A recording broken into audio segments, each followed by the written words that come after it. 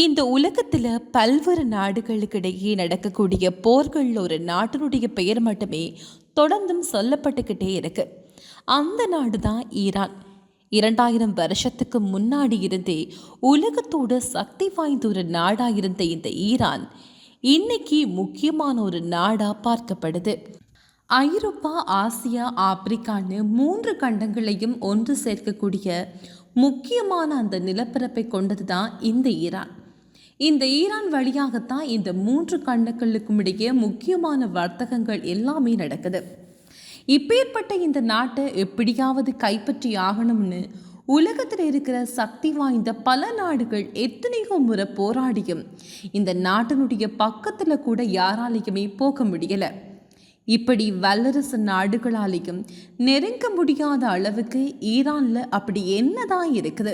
இன்னைக்கு இருக்கிற ஈரானியர்களுக்கு யாரு 5000 வருஷத்துக்கு முன்னாடி இவங்க எப்படியெல்லாம் வாழ்ந்திருக்காங்க?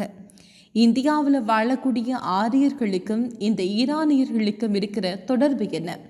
இப்படி எல்லா விஷயங்களையும் தெரிஞ்சுக்க வீடியோவை கடைசி வரைக்குமே பாருங்க. இன்னைக்கு இருக்கிற ஈரானுடைய சின்ன ஒரு இடத்துல ஆடு மாடுகள் மேய்ச்சிட்டு சாதாரண ஒரு மக்களாக வாழ்ந்தவங்க தான் இந்த பெர்சியன்ஸ். இந்த பெர்சியன்ஸ் யாருன்னா வேற யாருமே இல்லைங்க, ஈரானியர்களை தான் வரலாற்றில் பெர்சியன்ஸ்னு சொல்லுவாங்க. யாருக்குமே தெரியாத ஒரு சின்ன ஒரு ராஜ்யமாக இருந்த இவங்க சைரஸ்ல கிரேட்டஸ் ஒரே ஒரு மன்னரால் உலகமே திரும்பி பார்க்கக்கூடிய அளவுக்கு பெரிய ராஜ்யமாக மாறினாங்க. எந்த அளவுக்குன்னா இன்னைக்கு இருக்கக்கூடிய ஈரான் டெர்கி, எகிப்து, ஆப்கானிஸ்தான், பாகிஸ்தானுடைய சில இடங்கள்னு இப்படி எல்லா இடங்களையுமே சேர்ந்தது தான் அன்னைக்கு இருந்த பெர்சியன் எம்பையர். இவ்வளவு பெரிய நிலத்தை அடுத்தடுத்து வந்த சக்தி வாய்ந்த பெர்சியன் மன்னர்கள் ஆட்சி பண்ணிட்டு வந்தாங்க. பலவிதமான மக்கள், கலாச்சாரம், பண்பாடுகளை கொண்ட ஒரு இடம்தான் பெர்சியனாக இருந்துச்சு.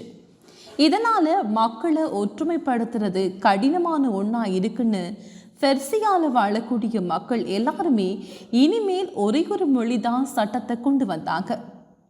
இப்படி இந்த இடத்தை பெர்சியன் மன்னர்கள் பல பேரும், அதுக்கப்புறம் அலெக்சாண்டர், அதுக்கப்புறம் சசானியன் எம்பைன்ஸ்னு இப்படி பல மன்னர்களால் இந்த பெர்சியா ஆட்சி செய்யப்பட்டிருக்குது.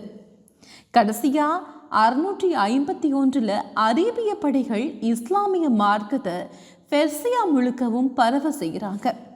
இப்படி இஸ்லாம் அந்த இடத்துக்கு வர்றதுக்கு முன்னாடி வரைக்கும் பெர்சியாவில் வாழ்ந்த மக்கள் ஜொராஸ்னிக்ஸம்கின்ற ஒரு மதத்தை தான் பல வருடங்களாக பின்பற்றி இருந்தாங்க.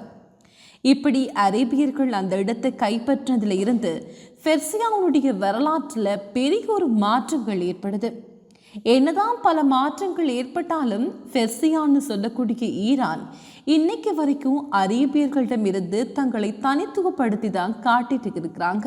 இதனுடைய விளைவாக தான் ஈரான் மிடில் ஈஸ்ட் பகுதியில் இருந்தாலும் அரேபிய நாடுகளுடைய பட்டியலில் ஈரானை சேர்த்துக்கல.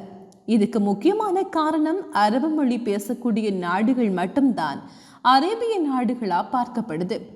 மிடில் ஈஸ்ட் பகுதியில் பெரும்பான்மையாக இருக்கக்கூடிய மக்கள் அரேபியர்கள் தான்.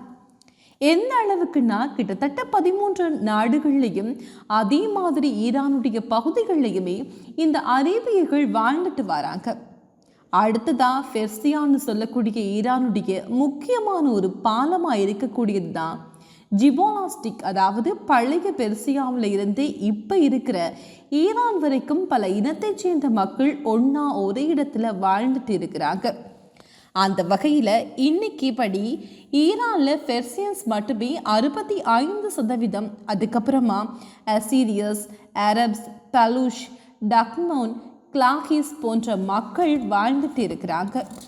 ஈரானுக்கு மிகப்பெரிய பாதுகாப்பாக இருக்கக்கூடிய ஒரு மலை. ஏன்னா இந்த மலையை சுற்றி கரடுமுரடான பாறைகள் நிறைஞ்சு இருக்கிறதால மற்ற நாடுகள் ஈரானுக்குள்ள இந்த மலைகளை தாண்டி வர்றது சாத்தியமே இல்லாத ஒன்று. இந்த ஜாக்ரோஸ் மலைகளை மாதிரி ஈரானுடைய வடக்கு பகுதியில் அல்போங்ஸ்ல மிகப்பெரிய இன்னொரு மலை இருக்குது.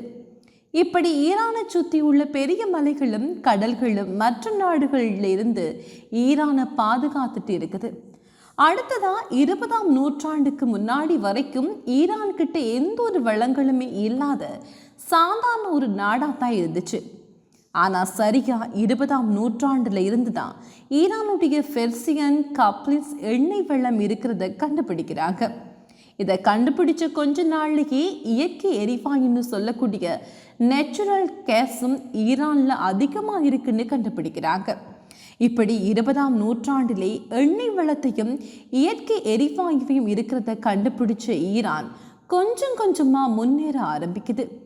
எந்த அளவுக்குன்னா இன்னைக்கு உலகத்தோட 15% நேச்சுரல் கேஸ் ஈரான் கிட்ட தான் இருக்குது.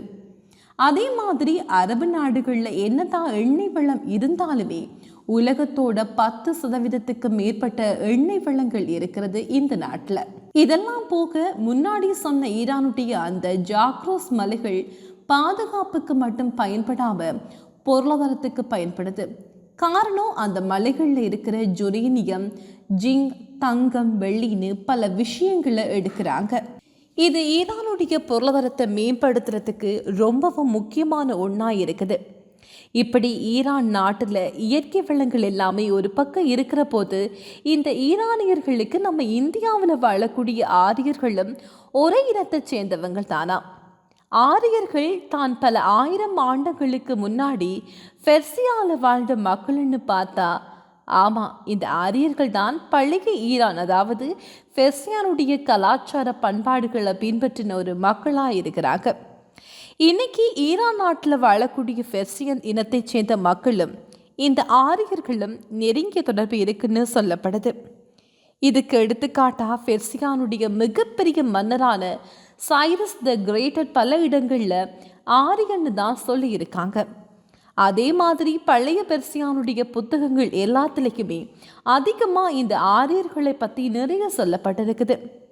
இதெல்லாம் போக இந்தியாவில் வாழக்கூடிய ஆரியர்களுக்கும் அதே மாதிரி ஈரான் நாட்டில் வாழக்கூடிய பெர்சியன் இனத்தைச் சேர்ந்த மக்களுக்கும் இரண்டோ ஈரான் அப்படின்னு சொல்லப்படக்கூடிய ஒரே மாதிரி டிஎன்ஏ இருக்கிறத கண்டுபிடிச்சிருக்கிறாங்க.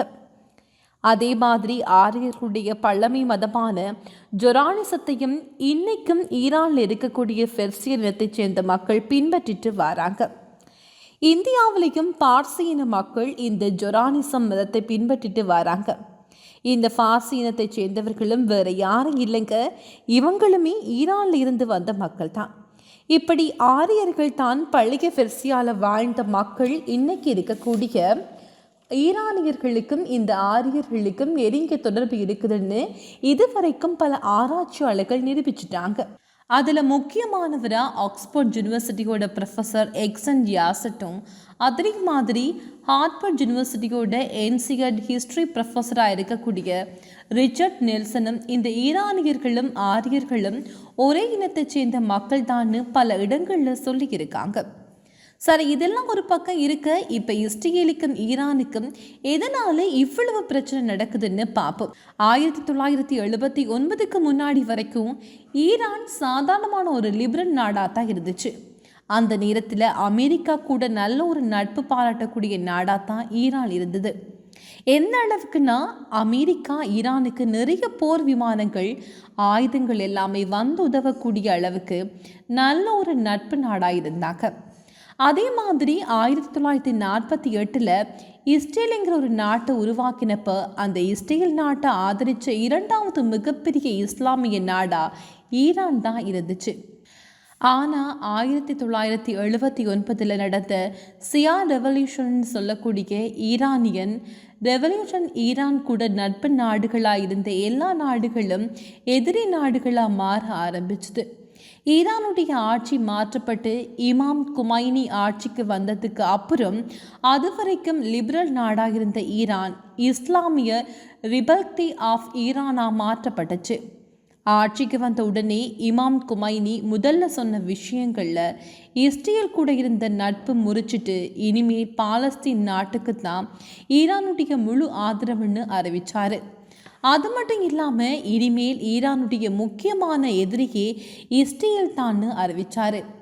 இப்படி ஈரானுக்கும் இஸ்ரேலுக்கும் எதிரி நாடுகளாக மாறவுமே இஸ்ரேல் ஆதரிக்கக்கூடிய வல்லரசு நாடான அமெரிக்காவும் ஈரானுக்கு எதிராக திரும்புகிறாங்க. இப்படி 1979க்கு அப்புறமா இருந்துதான் ஈரானுக்கும் இஸ்ரேலுக்கும் அமெரிக்காவுக்கும் இடையே மிகப்பெரிய பகை உருவாகுது. இந்த விஷயம்தான் இன்னைக்கு உலகத்தோட மிகப்பெரிய ஒரு பிரச்சனையா இருக்கு. இப்படி என்னதான் பல பிரச்சனைகள் போர்கள் நடந்தாலுமே நாட்டை கைப்பற்றதோ இல்லை அழிக்கிறதோ இன்னைக்கு வரைக்குமே வரலாற்றில் யாராலையுமே முடியாத ஒரு காரியமாயிருக்கு. நீங்கள் இந்த ஈரானை பற்றியும் உலகத்தில் நடக்கக்கூடிய பிரச்சனைகளை பற்றியும் என்ன நினைக்கிறீங்கன்னு மறக்காமல் கமெண்டில் சொல்லுங்கள்.